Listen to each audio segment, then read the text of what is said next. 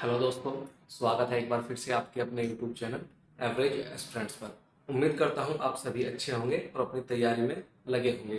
देखिए, ये video SSC GD वालों के लिए बहुत इंपॉर्टेंट होने वाली है, क्योंकि इस वीडियो में हम बात करेंगे कि आपको क्या क्या डॉक्यूमेंट फिजिकल के साथ ले जाने होंगे, और दूसरा हम बात करें कि आपकी लास्ट 10 डेज की आपकी स्ट्रेटेजी क्या होनी चाहिए अगर आपको फिजिकल क्वालिफाई करना है तो। ठीक है, ये क्वालिफाइंग फिजिकल है, तो उसी चीज को हम ध्यान में रखते हुए थोड़ा डिस्कस करते हैं। देखिए, वीडियो को आगे देखने से पहले अगर आप मेरे यूट्यूब चैनल पर नए हैं तो चैनल को सब्सक्राइब कर लीजिए और बेल आइकन को ऑल पर प्रेस कर लीजिए। तो चलिए फिर इसी के साथ हम वीडियो को आगे शुरू करते हैं। देखिए, आप सभी ने अभी तक अपना एडमिट कार्ड देख लिया होगा कि आपका सेंटर कहाँ पर है, आपका किस डेट में आपका फिजिकल है और आपकी टाइमिंग क्या है। ठीक है, आप सभी ने ये चीज देख लिया होगा। अगर कोई भी ऐसा कैंडिडेट है जिसने अभी तक अपना फिजिकल का एडमिट कार्ड नहीं देखा है तो वो मेरी प्रीवियस वीडियो देख सकता है कि मैंने उसमें आपको बताया कि आप कहाँ पर जाकर फिजिकल के लिए आप अपना एडमिट कार्ड डाउनलोड कर सकते हैं। या फिर अगर मैं आपको बता देता हूँ, crpf.government. यानी crpf.gov.in पर जाकर आप अपना एडमिट कार्ड डाउनलोड कर सकते हैं। ठीक है, तो नेक्स्ट में हम देखते हैं कि आपको क्या क्या डॉक्यूमेंट ले जाने होंगे। देखिए, सबसे पहले आपको आपका एडमिट कार्ड चाहिए। विदाउट एडमिट कार्ड आपको एंट्री नहीं दी जाएगी। दूसरा, आपके पास उन लोगों ने 4 फोटो मांगा है आपसे कि पासपोर्ट साइज के 4 फोटो होने चाहिए, लेकिन आप अपनी सेफ्टी के लिए 8 फोटो रख लेना, कोई दिक्कत वाली बात नहीं है, इतना वजन नहीं होता है फोटो में। ठीक है, उसके बाद आपको थर्ड रखना है, आपको आपका जो आईडी प्रूफ रखना होगा। आपका या डीएल हो सकता है, ड्राइविंग लाइसेंस, आधार कार्ड, या और भी अदर आईडी प्रूफ होते हैं जो गवर्नमेंट द्वारा दिए जाते हैं, आप वो सब रख सकते हैं। चौथा पॉइंट उन लोगों के लिए है जिनको रिलैक्सेशन दिया गया है हाइट या चेस्ट में। देखिए, ये गलती बिल्कुल मत कर देना कि अगर आप फिजिकल के लिए जा रहे हैं तो आप अपना रिलैक्सेशन सर्टिफिकेट ले जाना ही भूल जाए। इस गलती को मत कीजिएगा, नहीं तो आपको वहां पर प्रॉब्लम फेस हो सकती है। इसलिए अगर आप फिजिकल में जा रहे हैं तो आप अपना हाइट, चेस्ट, या आप किसी भी ऐसे रीजन से है जहां आपके पास रिलैक्सेशन का सर्टिफिकेट है तो आप बिल्कुल वो लेकर जाइएगा। तो चलिए हम बात करते हैं कि आपके लास्ट 10 डेज में आपकी स्ट्रेटेजी क्या होनी चाहिए एसएससी जीडी फिजिकल के लिए। ठीक है, देखिए, अब यहाँ पर हमारे सामने 2 तरह के कैंडिडेट हैं जिनके बहुत ज्यादा मैसेज आ रहे थे कि सर मेरा 25 मिनट में टाइम आ रहा है 5 किलोमीटर का, सर मेरा 26 मिनट में टाइम आ रहा है 5 किलोमीटर का। कुछ ऐसे भी थे जिन्होंने बताया कि सर 24 ही मिनट आ रहा है, कुछ ऐसे भी थे बोले सर 23 आ रहा है। क्या हमारा वहां पर टाइम आ जाएगा? और अगर हमारा 25 मिनट या 26 मिनट आ रहा है तो हम कैसे उसको 24 मिनट में क्वालिफाई कर ले? देखिए, उन सभी के बारे में बात करेंगे। दूसरे में हम बात करेंगे, अगर आपकी हाइट 170 सेंटीमीटर है या 169 पॉइंट कुछ करके सेंटीमीटर है तो आपके मन में भी डाउट होगा कि सर जाए या ना जाए। देखिए, हाइट वालों के लिए मैं आपको बताता हूँ, अगर आपकी 170 सेंटीमीटर है, 169 भी है, तो आप बिल्कुल जाइए। आप जाकर एक बार जरूर देखिएगा जरूर कि आपका फिजिकल किस तरह से होता है। सबसे पहले हाइट ही होती है, आपको एग्जैक्ट आपको वहां पर हाइट पता चलेगी कि आपकी एग्जैक्ट हाइट क्या है। दूसरे में हम बात करते हैं उन कैंडिडेट के बारे में जिनका जो टाइम है 5 किलोमीटर का वो 25 मिनट यानी 24 मिनट से अधिक आ रहा है, 25 मिनट, 26 मिनट, 26.5 मिनट आ रहा है, तो उनके लिए हम बात करते हैं। देखिए, अगर आपका टाइम 25 मिनट या 26 मिनट आ रहा है, यानी लगभग आपका 2 या 1 मिनट एक्स्ट्रा आ रहा है, 1.5 मिनट एक्स्ट्रा आ रहा है, तो आप क्या कीजिए? देखिए, मतलब इस बात को आप समझिए, लास्ट में 1 या 2 मिनट एक्स्ट्रा आने का मतलब है कि आपका 300 मीटर का समथिंग रेस अभी कम है, यानी आपके अंदर अभी इंडोरेंस, स्टेमिना की कमी है। पहले आप उस चीज को फिल कीजिए। अब वो स्टेमिना जो आप में कम है 300, 400 या 500 मीटर का, आप उसको किस तरह से फिल करेंगे? देखिए, लास्ट 10 डेज में आपको मान लीजिए आपका फिजिकल 18 से शुरू है। देखिए, आप अपने अकॉर्डिंग रख सकते हैं। जब भी आपका डे है तो सबसे पहले आपको ध्यान रखना है कि आपका किसी भी डेट पे फिजिकल है तो आपको उससे 3 दिन पहले आपको रेस छोड़ देनी है बिल्कुल, यानी आपको रेस बिल्कुल नहीं करनी। अगर आपका मान लीजिए 18 में है तो आप 18 से एक दिन पहले 17, 16 और फिर 15 में आप रेस छोड़ देना, यानी 15 में रेस नहीं करनी है, 16 में नहीं करनी है, 17 में नहीं करनी है, 3 दिन का गैप देना और सीधा फिर 18 में आपको रेस करनी है। इसी तरह से आपका जिस भी डेट को है आप उससे 3 दिन पहले आप अपने रेस छोड़ दीजिएगा, आप सिर्फ रेस्ट कीजिएगा। ठीक है, हाँ, तो जिन भी कैंडिडेट का 25-26 मिनट का टाइम आ रहा था वो बात इसको ध्यान रखें। आपके अंदर जो स्टेमिना की कमी है आप उसको कैसे कैसे पूरा कर सकते हैं? देखिए, एक तो आप अपनी डाइट ठीक ले सकते हैं। दूसरा, आपको करना क्या होगा, आप थोड़ा रनिंग पे थोड़ा खींचिएगा मत, आप अपने आप थोड़ा जबरदस्ती मत कीजिएगा। अब आप ना रनिंग बिल्कुल स्लो कीजिएगा, लेकिन अब आप टाइमर लगाइएगा, स्टॉप वॉच लगाइएगा। उसमें सिर्फ आपको ये देखना है कि क्या मैं 30 मिनट या 35 मिनट दौड़ पा रहा हूँ स्लो करके, यानी ना तो ज्यादा आपको तेज दौड़ना है और ना ही ज्यादा आपको स्लो दौड़ना है। अब आपको जो 300-400 मीटर का जो आपका गैप है ना, आपको उस चीज की कमी को पूरा करने के लिए अब आपको थोड़ा सा लॉन्ग रनिंग करना होगा।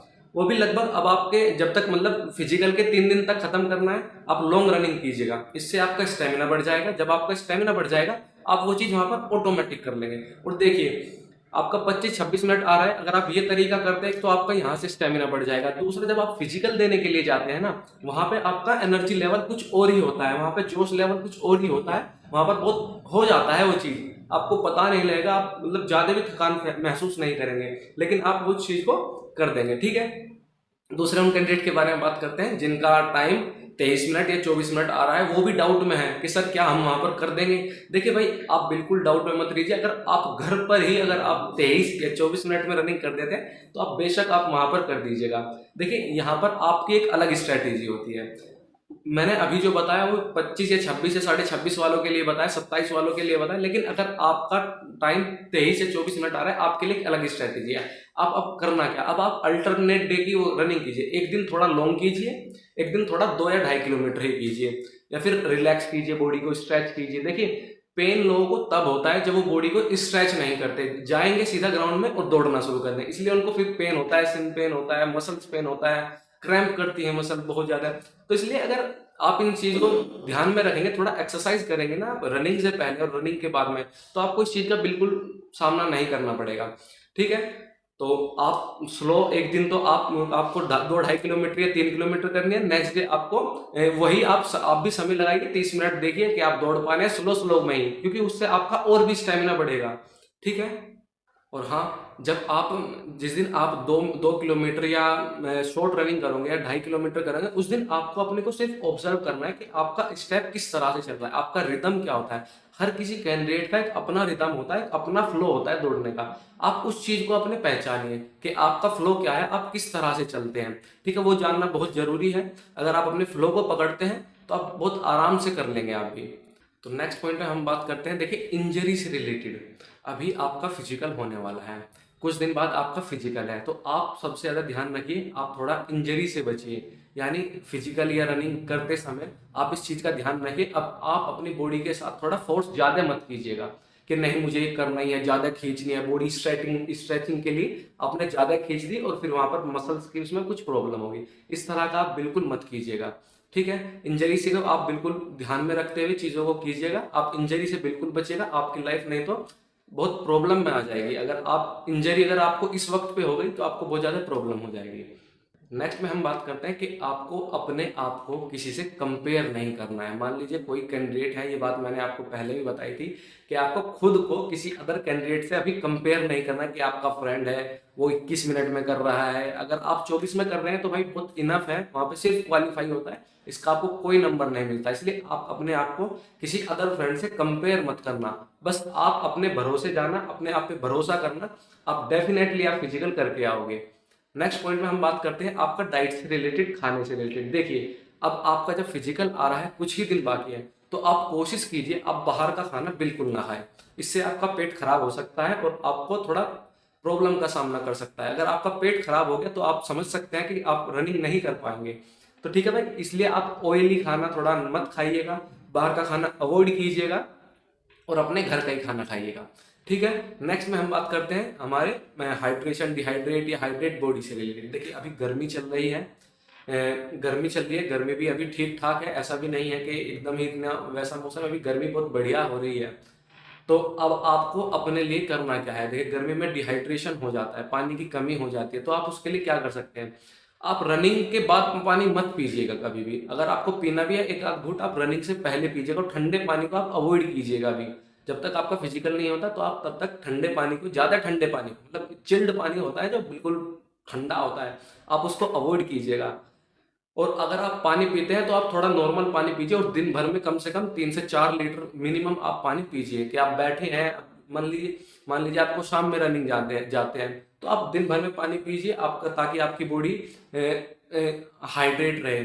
और अगर आपको लगता है नहीं अभी भी आपकी बॉडी में कमी है, तो डॉक्टर से बात कीजिए, वो आपको बताते हैं कि आप ये पी लीजिए। मेरा एक फ्रेंड है वो बताता है कि इलेक्ट्रॉल करके BCA करके एक छोटा सा 18 या 20 रुपए का एक पाउच आता है, अगर आप उसको 1 लीटर पानी में डाल लेंगे तो आपको बॉडी का जो पानी है वो उसको पूरा रखता है, थोड़ा मेंटेन करके रखता है। ठीक है, नेक्स्ट में बात करते हैं कि आप प्रॉपर डाइट ले और प्रॉपर नींद ले। देखिए आपका रिपोर्टिंग टाइम है सुबह मॉर्निंग 5 बजे का, तो कम से कम आप अभी से हैबिट बनाइएगा कि आप 10 बजे कम से कम 9-10 बजे आप सो जाइए, देर रात तक फोन मत चलाइए। अगर आप मान लीजिए 1 बजे सो गए, आपकी यही हैबिट आपको वहां लेकर जाएगी और आपको उससे फिजिकल से एक दिन पहले या तो एक्साइटमेंट में या फिर आपके डेली रूटीन की वजह से आपकी नींद बिगड़ जाएगी। अगर आप 1 बजे सोएंगे, सुबह 5 बजे उठेंगे, 4 बजे 4 घंटे का आपको जो समय है नींद का, उसमें आपकी नींद पूरी नहीं होगी, इससे आपको थकान महसूस होगी। इसलिए आप प्रॉपर नींद लीजिए, 10 या 8 9 या 10 बजे तक आप सो जाइए और सुबह 5 बजे ही कोशिश कीजिए आप उठ के बैठ सके, चाहे टहल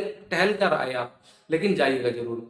और नेक्स्ट में हम बात करते हैं। देखिए कुछ कैंडिडेट मुझे पूछ रहे थे कि सर मैं रनिंग दिन में 3 टाइम कर रहा हूँ, 2 टाइम कर रहा हूँ, मुझे ये मैं 4 भी करने को तैयार हूँ। देखिए आप इस तरह की गलती मत कीजिए भाई, मैंने आपको कमेंट में बताया, लेकिन ज्यादा कमेंट आ रहे थे इस चीज के, तो इसलिए मैंने सोचा आपको यहाँ पर मैं डिस्कस कर लेता हूँ। देखिए आप अगर 1 टाइम भी रनिंग करते हैं वो इनफ है भाई। अब जितनी तैयारी आपने करनी थी आपने कर ली, अब आप उसी पे ही भरोसा रखिए और इसी के साथ आप आगे बढ़िए। आप दिन में सिर्फ 1 टाइम ही रनिंग कीजिए। अगर आप सुबह में जाते हैं तो आप सुबह में ही जाइएगा, अगर आप शाम में जाते हैं तो अब आप शाम में ही रनिंग के लिए जाएगा। ऐसा मत करना कि आप सुबह दोपहर शाम और सुबह भी 4 किलोमीटर 5 किलोमीटर इस तरह से कीजिए, नहीं भाई। 1 टाइम जाइए, करिए आराम से, बढ़िया तरीके से करिए, उसके बाद आ जाइए। तो नेक्स्ट पॉइंट है कि कुछ कैंडिडेट बता रहे थे कि सर हमने रनिंग की, मैंने कुछ दिन थोड़ा स्प्रिंट लगा लिया जिसकी वजह से मेरी मसल्स थोड़ा पेन कर रही है, अब मैं 1 किलोमीटर भी या 2 किलोमीटर भी नहीं दौड़ पा रहा हूँ। तो वो कैंडिडेट ध्यान दे, सबसे पहले आप दवाई लगाइए अपने पैरों पर, थोड़ा मूव लगाइए या फिर अदर कोई भी जो होती है जो मतलब जो दर्द होने पर लगाई जाती है, या फिर अगर आप वो नहीं कर सकते तो आप अपने घर से एक काम कर सकते हैं, सरसों का तेल में आप थोड़ा लहसुन डाल के उसको पकाइए, आप अपनी मम्मी को बताइएगा, वो सभी काम कर देंगे। और जब वो तेल ठंडा हो जाए तब आप उसकी हल्की हल्की मालिश कीजिएगा, ज्यादा तेज मत रगड़िएगा, ठीक है, हल्की हल्की मालिश कीजिएगा, उससे आपका पेन बहुत जल्दी खत्म हो जाएगा।